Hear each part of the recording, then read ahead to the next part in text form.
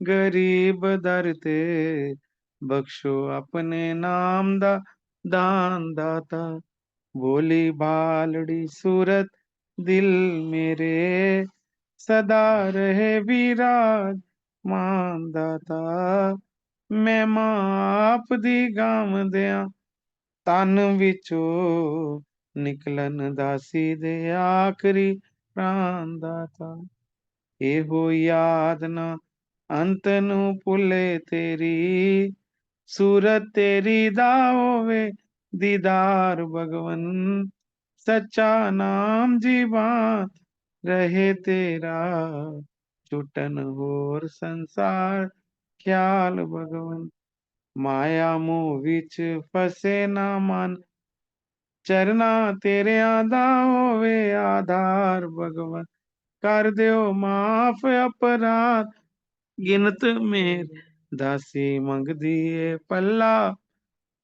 कर दियो माफ अपराध बेगिनत मेरे दासी मंगदी ए पल्ला पसार भगवन। परम सौभाग्यशाली गुरुमुख हो, अपने मन एवं चित्त की समस्त वृत्तियों को एकाग्र करते हुए अपने इष्ट देव श्री हजूर सदगुरुदाता दयाल महाराज जी के सुंदर मनोहर दर्शन दीदार करते हुए अपनी रसना को पवित्र करते एक दफा ऊंची और मीठी स्वर में खुल के बोलना जयकारा। बोल मेरे श्री गुरु महाराज की जय। जी दयालु श्री परमहंस महाराज की जय। जय। सौभाग्यशाली गुरुमुख हो, सत्संग की घड़ियां बड़े कृपा से सदगुरु की मिलती हैं।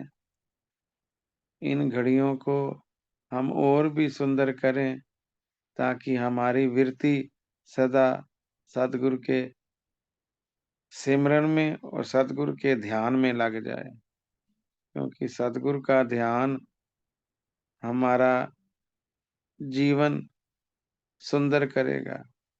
हमें उनके प्यार की दुलार ये सब प्राप्त होता जाएगा जब हम उनके द्वारा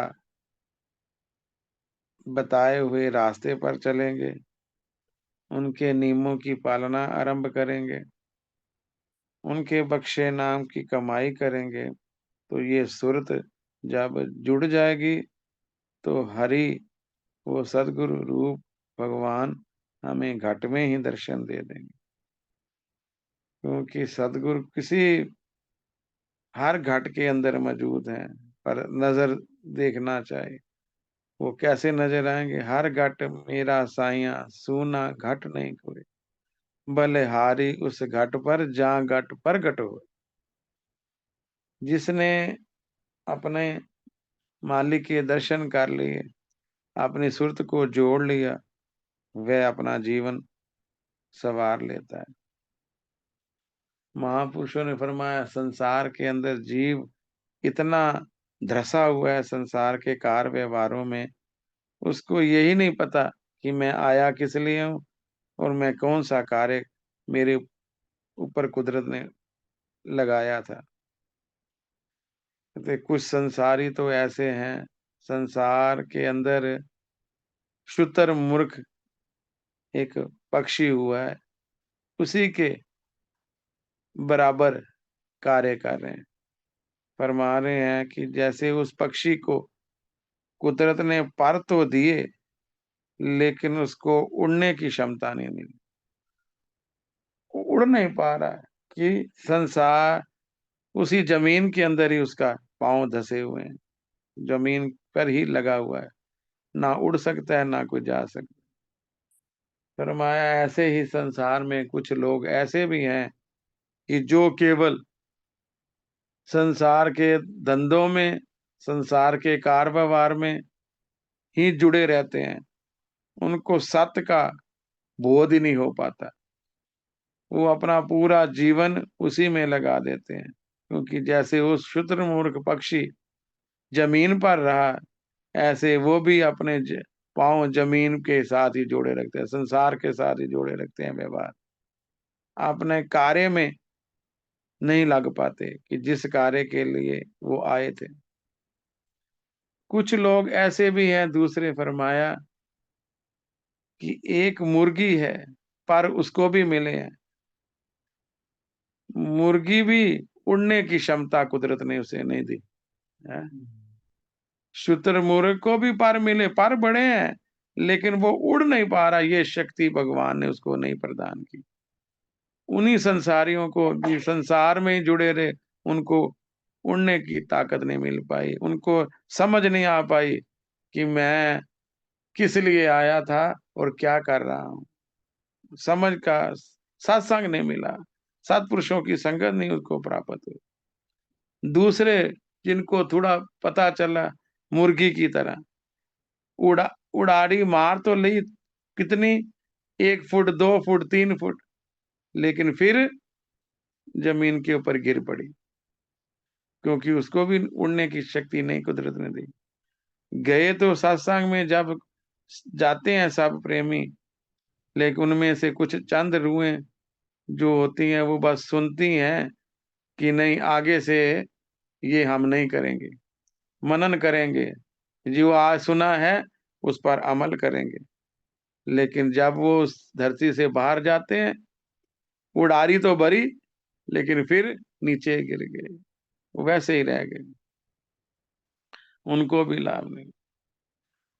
मुर्गा भी पक्षी हुआ जो जिसकी उड़ार बहुत ज्यादा है, वो तीसरे बंदे हैं जो सत्संग में गए, सत्संग को सुनकर अमल किया और ऐसी उड़ारी मारी कि मालिक के साथ एकाकार हो गए, उन्होंने घट में दर्शन प्राप्त कर लिया। वो बाज कितना उड़ा कि वो अपनी मंजिल तक पहुंच गए, बाज की तरह उड़ना जो है। वो वैसे विरले विरले गुरमुख होते हैं जिनको ये क्षमता मिलती है, जिनको सत्पुरुषों की संगत मिल गई। फरमाया कि कोई अद्दम का बादशाह था, इब्राहिम, अद्दम पर रहता था, मुसलमान था, भक्तिवान था बहुत ज्यादा, लेकिन अभी संगत नहीं मिल रही थी। वो भी एक दिन अपने कमरे में सोया हुआ था, तो उसको छत पर किसी के चलने की खड़ाक हुई, आवाज सुनी कि मेरे छत के ऊपर कौन घूम रहा है, इसकी आवाज पाँव की चलने की आ रही है। जब वह ऊपर गया छत के ऊपर, तो क्या देखता है कि एक आदमी टहल रहा है, वहां घूम रहा है। कहा, साईं आप यहाँ क्या कर रहे हो, छत के ऊपर क्या कर रहे हो, इस छत के ऊपर आप कैसे आ गए और यहाँ क्या ढूंढ रहे हो। तो वो कहने लगा, आवाज आई, मेरे ऊंट खो गए हैं और मैं इसीलिए उनको छत के ऊपर ढूंढ रहा हूँ कि कहीं तेरे छत के ऊपर तो नहीं आ गए, उनको ढूंढ रहा हूँ, देख रहा हूँ। तो अदम का बादशाह इब्राहिम, अब उनको समझाने के युक्ति भी तो, संत महात्मा जब तक ना मिले, महापुरुषों की संगत ना मिले, सत्संग ना मिले, तो समझ कैसे आए कि जीवन कैसे चलाना चाहिए। ये तो कोई विरले विरले ही प्रेमी होते हैं आप जैसे, जो इस वक्त समय निकाल कर इस अमृत को पी रहे हो, अपनी सुरत को गुरुमय के चरणों के साथ जोड़े हुए। महापुरुष ही समझाते हैं, नहीं तो हमें समझ आए कैसे, जब तक वो प्रेरणा ना हमें दें, हमें समझ कैसे आए। मास्टर सबक ना दे तो विद्यार्थी को समझ कैसे आए पढ़ाई क्या। इच्छा तो रख रहा था इब्राहिम दर्शनों की, भक्ति की, लेकिन अभी भी अधूरा था, भी घर में ही ढूंढ रहा है। जब तक किसी की संगत नहीं मिलेगी तब तक कैसे मिल पाए। वो इब्राहिम कह रहा है कि साईं, कभी छत के ऊपर भी ऊँट किसी को मिले हैं, छतों में भी ऊँट आते हैं क्या, वहां पर भी क्या मिल पाते हैं। आप नीचे देखो, गलियों में जाकर ढूंढो, वहां मिलेंगे। छतों पे भी कभी किसी के ऊंट खोए होते हैं। तो वो पीर साईं कहने लगा, इब्राहिम, कभी संसार में जुड़कर क्या किसी को भक्ति मिल सकती है क्या? संसार भी कर भी में रहकर अगर सत्संग नहीं मिला उसे, तो कैसे प्राप्त हो सकता है उसे भक्ति? कि संसार में जुटा रहूं और कहूं मैं कुछ पल के लिए जुड़ जाऊं तो मेरे को परमात्मा मिल जाएगा, उसके दर्शन हो जाएंगे।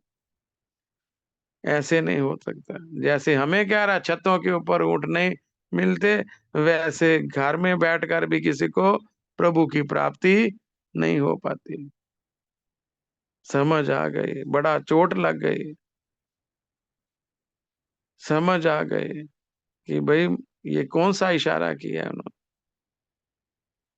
दूसरा उनको और इशारा हुआ कि उनके गृह में एक फकीर आगे मांगने के लिए। तो कहने लगे, भाई मैं बस्ती में रहना चाहता हूँ। तो जब उधर वो आए तो कहने लगे, ये मैंने तो सोचा था मैं बस्ती में रहने आया हूँ, लेकिन ये तो एक सराय नजर आ रही है। यहाँ तो सराय है, मैं कहीं बस्ती ढूंढता हूँ। इब्राहिम अदम का बादशाह कहने लगा, साईं, ये आप क्या कह रहे हो? ये मेरा महल है, ये सराय नहीं है। ये मेरा महल है, आप सराय कैसे कह सकते हो? कहने लगे, अच्छा, लेकिन कुछ समय पहले, कुछ महीने, कुछ साल पहले मैं भी आया था, लेकिन उस वक्त कोई और था आदमी। अब वो कहाँ है? वो नहीं नजर आ रहा। कहने लगे, वो मेरे पिताजी थे। कहते, कहाँ गए? कहने, वो छोड़ कर चले गए। उससे भी पहले मैं आया था, वहां तब कोई और था। कहने लगे, वो मेरे दादा थे। कहने, वो कहाँ गए? वो भी चले गए। तो कहने लगे, भाई फिर अब तुम हो, उसके बाद आप आए हो, तो आप भी यहाँ से तो जाओगे कि नहीं? कहने लगे, हाँ भाई। फिर ये बस्ती कैसी है? ये तो सराय हुई ना। बस्ती वहां जहां बस जाते हैं लोग, सराय वो जो आए और चले गए। कि कब्रों में जो पड़ गए वो बस्ती होगी, बस गए वहां। वहां वो हिलेंगे नहीं, इधर उधर नहीं जाएंगे। लेकिन जो संसार में रहे, वो सराय में रह रहे हैं, उसको अपना समझ रहे हैं, बस्ती बना रहे हैं। यहाँ बसने वाली चीज है? यहाँ बस जाएंगे हम सब? ये बसने वाला स्थान नहीं है, ये तो सराय है, जाने वाला है। बस्ती कहाँ बसेगी? जब प्रभु का प्यार हमारे अंदर बस जाएगा, जब सत्संग के साथ जुड़ जाएंगे, तब हम, वो प्रेम पैदा हो जाएगा, वो भक्ति पैदा हो जाएगी। फिर उसमें जाकर हमारे अंदर सारी तृष्णाएं खत्म हो जाएंगी, कोई इच्छा और रहेगी नहीं। जहाँ इच्छाएं हैं, जहाँ लोभ लालच है, वहां पर कोई भी चीज स्थिर वाली नहीं है। वो तो नाशवान चीजों के ऊपर ही अपनी मन को लगाए बैठा है। बसने वाली चीज में मन को लगा, जहाँ बसना है, ये देश बेगाना है, यहाँ से जाना है। जिस जहां पर बसना है उसकी चिंता कर। हम उन चीजों की चिंता करते हैं जो छोड़ जाने वाली हैं। उनके ऊपर अपनी पूरी जिंदगी गुजार देते हैं। संसारी कैसे कर रहे हैं? दिन रात भाग दौड़ लगे पड़े हैं, असली मकसद को भूलकर झूठे सामानों को दिन रात एकत्रित कर रहे हैं। दिन रात एक दूसरे के साथ झगड़ा कर रहे हैं, एक दूसरे को मार कुटाई कर रहे हैं, एक दूसरे से ईर्ष्या द्वेष कर रहे हैं। लेकिन यहाँ तो कोई चीज भी, हर चीज यहाँ पर महापुरुषों ने फरमाया फानी देखी, खत्म होने वाली। हर चीज यहाँ पर फानी देखी, जो जाकर ना आए वो जवानी देखी, जो आकर ना जाए वो बुढ़ापा देखा। यहाँ तो कोई भी चीज स्थिर नहीं है, रहने वाली नहीं है। बसने वाली चीज तो जहां पर मालिक का बसेरा, जहां मालिक का प्यार है, मालिक का नाम है, जिस हृदय में बस गया, उसने अपना लोक नहीं, परलोक भी संवार ले। तो गुरुमुखो महापुरुष हम सबको समझाते हैं कि इस संसार में अपने मन को इसी में ना लगा देना, अपने चित्त को सतगुरु के चरणों के साथ जोड़ दो, उनके हुक्म आज्ञा में रह लो, तो फिर अपना लोक नहीं परलोक भी संवार लोगे। जग में रहना मना नहीं, जग के बन जाना यही मनाही है। कि वही ना हो कि उसी में रह जाओ, शुतुरमुर्ग की तरह नहीं कि उसी में संसार के ही अंदर जुड़े रहे। क्योंकि कुदरत ने फरमाया मुर्गा भी पक्षी बन, जो उड़ारू मारे तो सीधा मंजिल पर पहुंचे। मालिक का प्यार पाना है तो सुरती को श्री चरणों के साथ जोड़ना पड़ेगा, उनकी आज्ञा मौज में रहना पड़ेगा, तो फिर हमारी मंजिले मकसूद हमें मिल जाएगी। फिर हमारी कोई भटकनाएं रह नहीं पाएंगी। मन स्थिर हो गया, मन सतगुरु के चरणों के साथ जुड़ गया, फिर सारी चीजों से मन एकाग्र हो जाता है। उन चीजों के ऊपर वो अपना ध्यान नहीं लगाता है, उस पर लगाता है जिसे उसका जीवन संवरना है, जिसमें उसकी आत्मा का कल्याण होना है। ये श्री गुरु में ही हमें समझा रहे हैं कि आपका कल्याण जो सत्पुरुषों ने नियम बनाए हैं सुंदर, उन पर अगर जुड़ जाएंगे तो लोक नहीं परलोक संवार लेंगे। कितने सुंदर और सुगम साधन हमें श्री गुरु में ने दे दिए हैं। घर बैठे हमें इतने सुंदर साधन बख्श दिए कि कहीं जाने की जरूरत नहीं, कहीं भटकने की जरूरत नहीं। बस कर बैठ जा, ध्यान लगा ले, मन को जोड़ ले सतगुरु के चरणों के साथ, उनकी आज्ञा मौज में ये पांचों नियमों की पालना करेगा, और जो 2 घंटे भजन अभ्यास करेंगे, श्री गुरु में फरमा रहे हम उसकी हर तरफ से सहायता करेंगे, उसका इसी लोक भी को भी सुधार लेंगे, और उनका जो अगला रास्ता है वो भी साफ हो जाएगा। तो गुरु को श्री गुरु में ने इतने सुंदर साधन हमें बख्शे हैं, हम उन पर चलें। सत्संग सुनने का तभी फायदा है जो उस पर अमल कर लेगा, क्योंकि महापुरुष में जिंदगी अमल से बनती है। क्या? जन्नत भी जहन्नुम भी। जो अमल कर लेते हैं वो अपने जिंदगी में स्वर्ग बना लेते हैं, अपने आप को स्वर्ग उनका घर में ही बन जाता है, कि जो अमल करते रहते हैं। तो जो अमल से रह जाते हैं, सुनते हैं अमल नहीं करते, तो उनका यहाँ भी नरक बन जाता है, आगे भी नरक। जहन्नुम कहते हैं नरक को, जन्नत कहते हैं स्वर्ग को। तो ये उन्होंने फरमाया कि जो अमली कार्रवाई करेगा तो वो अपना जीवन जीते ही स्वर्ग बना लेगा, जो अमल नहीं करेगा वो जीते ही अपना जीवन नरक बना लेगा।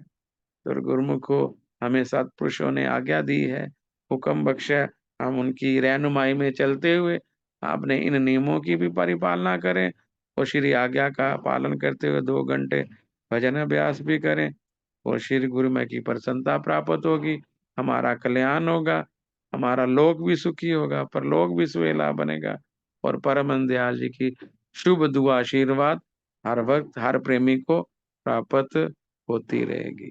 बोलो जयकारा बोल मेरे श्री गुरु महाराज की जय।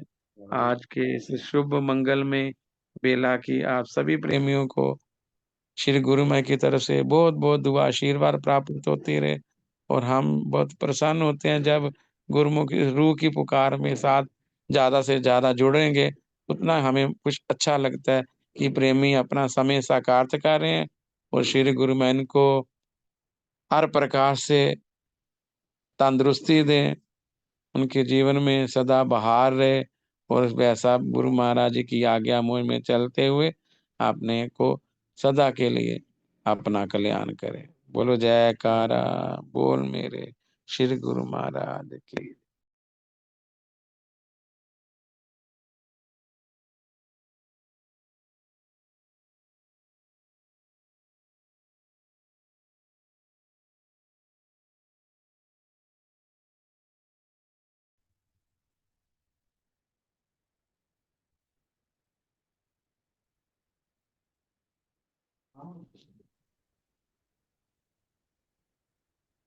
बोलो जयकारा श्री गुरु महाराज की जय।